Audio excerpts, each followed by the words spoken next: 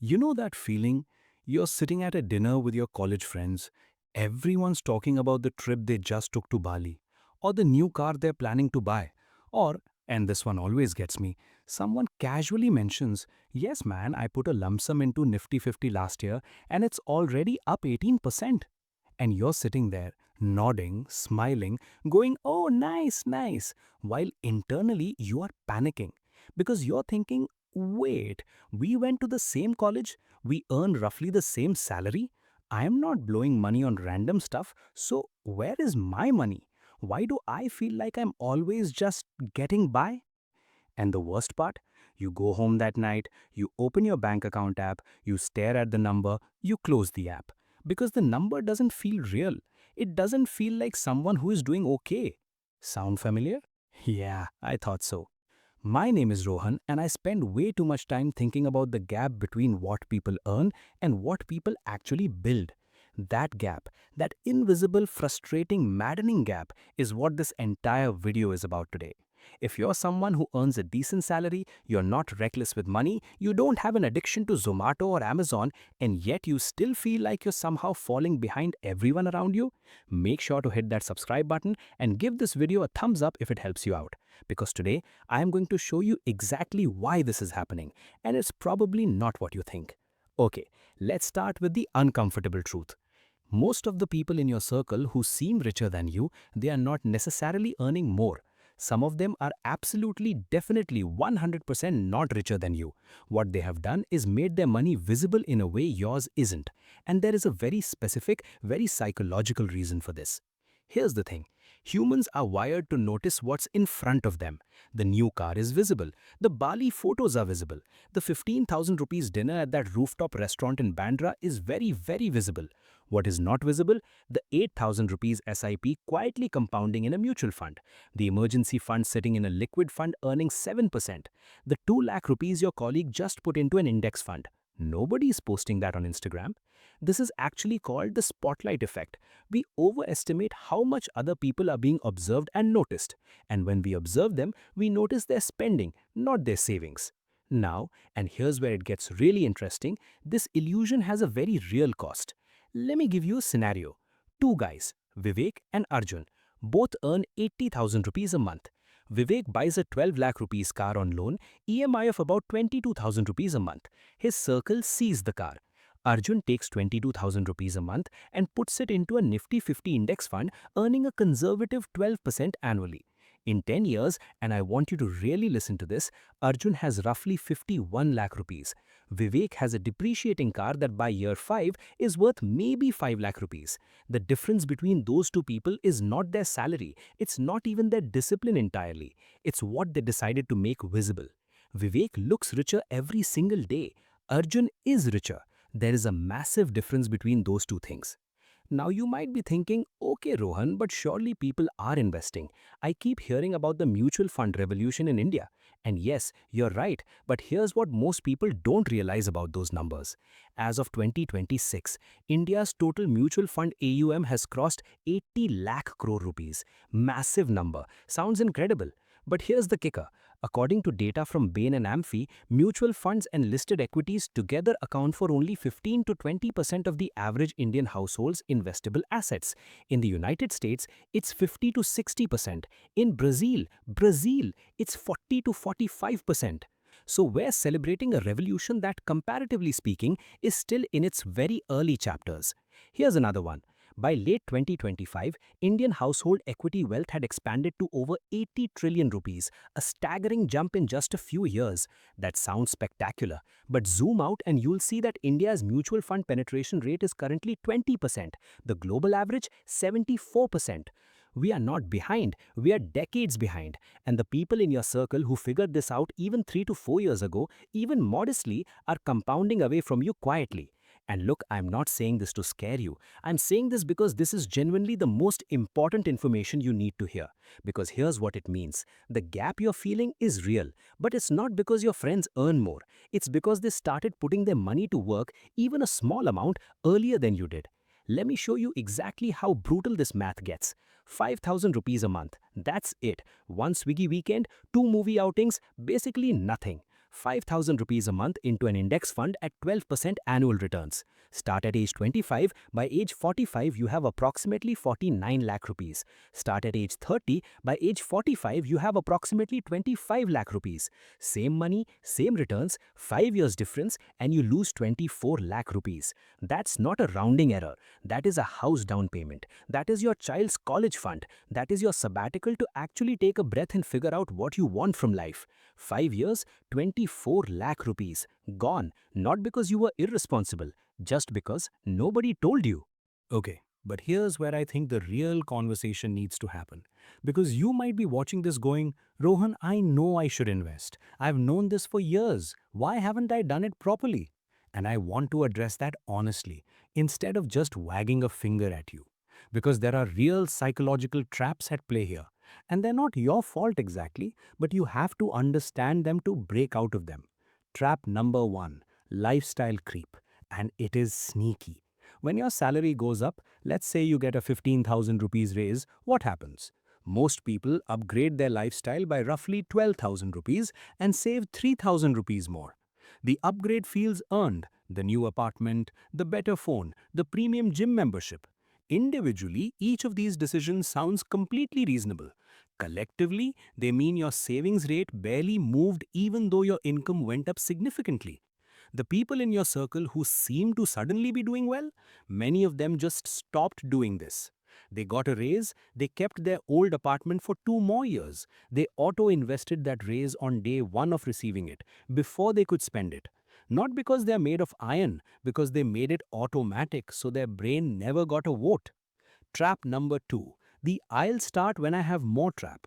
This one genuinely gets me. I hear this all the time. Rohan, I'll start investing properly when I clear my loan. I'll start when I hit 1 lakh rupees salary. I'll start once things settle down. Here's the thing. Things do not settle down. There is always a next reason. There is always a next milestone that will feel more appropriate. And every month you wait is compounding that is just gone permanently. The SBI Economic Research Report from late 2025 highlighted something fascinating. The share of equities in household savings went from 2.5% in FY 2020 to 5.1% in FY 2024. Doubled, but still a tiny slice. And the people who didn't start when it was the right time in 2020, they missed a market recovery that turned modest investments into significant ones. Third, social spending. This is the big one, and nobody talks about it honestly. A lot of your spending, if you examine it really carefully, is not about enjoyment, it's about belonging. The trip with the gang, the restaurant everyone's going to, the branded stuff that signals you're doing fine. This is deeply human. We are tribal animals. We spend to belong. But here's the shift I want you to make. Your future financial security is also a form of belonging. It's just invisible right now. The question is whether you want to belong to the group that looks affluent today or the group that will be affluent in 10 years. Same people potentially, very different choices. Now you might be thinking, okay Rohan, so what is it that the people slightly ahead of me are actually doing? Is it something complicated? No, that's the most frustrating part. It is embarrassingly simple. Let me break it down. First, they automate before they think. The moment salary hits, a fixed amount exits automatically into investments. They don't decide every month. They don't see the money long enough to spend it. In 2026, setting up a SIP on Grow, Zerodha or directly through any AMC app takes literally 8 minutes. 8 minutes to build a permanent wealth habit, and yet most people spend more time deciding what to eat for lunch. As of January 2026, India has over 23.5 crore mutual fund folios, growing at nearly 32% in the last year alone. These are not all sophisticated investors. These are people who just started. That's it. Second, they don't try to beat the market, they just join it. Here's what most people don't realize. The biggest enemy of your returns is not market volatility. It's you. It's the urge to time things. Sensex is too high right now. Let me wait for a correction. I heard XYZ stock is going to explode. Meanwhile, a Nifty 50 index fund has delivered roughly 12 to 13% annualized returns over the last decade. Not every year, but consistently over time. This is where it gets really interesting. In FY 2025, even when foreign portfolio investors pulled money out of India's markets, domestic investors, regular people with their SIPs kept buying, and this is what buffered the market. Regular Indian households are now stabilizing the Sensex. You, me, people we know. That has never been true in Indian financial history. Third, they treat their emergency fund as sacred. Most people in financial trouble aren't in trouble because of one bad investment. They're in trouble because an emergency, medical, job loss, car breakdown, forced them to either break their investments at the worst time or take debt at brutal interest rates. A solid emergency fund of 3 to 6 months of expenses in a liquid fund or high yield savings account is what keeps everything else intact. In India right now, money market funds are returning about 7 to 7.5% annually with near zero risk. Your emergency fund doesn't have to just sit losing value to inflation. It can work for you while it waits. Okay, enough analysis. Here are the concrete steps. Not 10 steps, not a complicated framework. 3 things. If you do just these 3 things starting this month, you will be measurably ahead in 12 months. Step 1. Calculate your actual savings rate today. Not what you think it is, what it actually is. Take last month's bank statement, add up total income, add up total savings and investments, divide. If your savings rate is below 20% of your take home, that's your starting problem. The target over time should be 30 to 40%, and before you panic, that doesn't mean poverty. It means being intentional. Step 2. Set up one SIP today, right now, after this video. Start small if you have to. 2000 rupees a month, 3000 rupees, something. Pick a large cap index fund or a flexi cap fund with a good 5-year track record. In 2026, with SEBI's new expense ratio regulations that kicked in from April 1st, 2026, direct plans of index funds are cheaper than ever. The friction has literally never been lower to start. The only thing in your way now is the decision. Third, automate a lifestyle audit every 6 months. Set a calendar reminder. Every 6 months, review your subscriptions, your EMIs, your recurring expenses. Cut one thing that no longer brings value. Move that amount to your SIP. You don't have to become a monk. You just have to be slightly more intentional every 6 months. Compounded over years, that is a completely different financial life.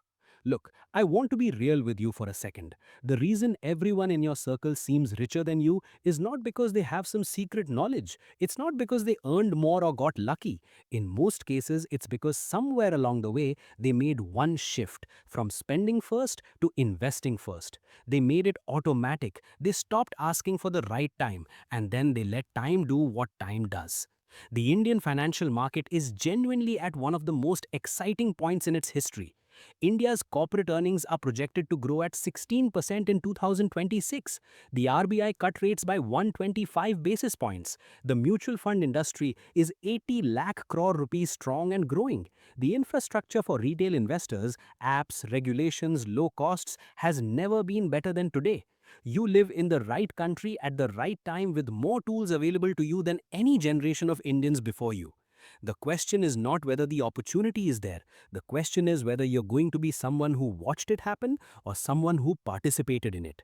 You don't need to be the smartest person in your circle. You don't need to pick the best stocks or predict the market. You just need to start, stay consistent, and stop letting the appearance of other people's wealth make you feel like you've already lost. You haven't lost. You're just late to start. And being late is a lot better than never. If this video helped you think differently about money today, even slightly, smash that like button. It genuinely helps the channel reach more people who need to hear this. Drop a comment below and tell me, what is the one sneaky lifestyle creep expense you're cutting this month? I'll see you in the next one.